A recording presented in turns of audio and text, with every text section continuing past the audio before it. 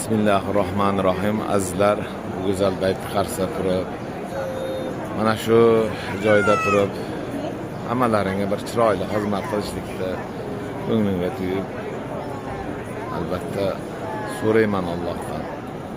Bu manzillarga kelinglar. Eng chiroyli xizmatlaringni qilishlikda Alloh nasib qilsin menga.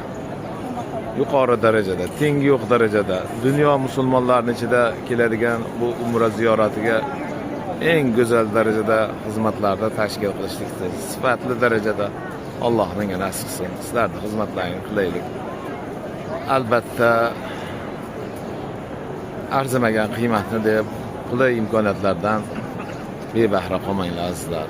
Inshaalloh Allohimiz o'zi mehribon, 1 so'mni bergan 10 so'mini ham beradi.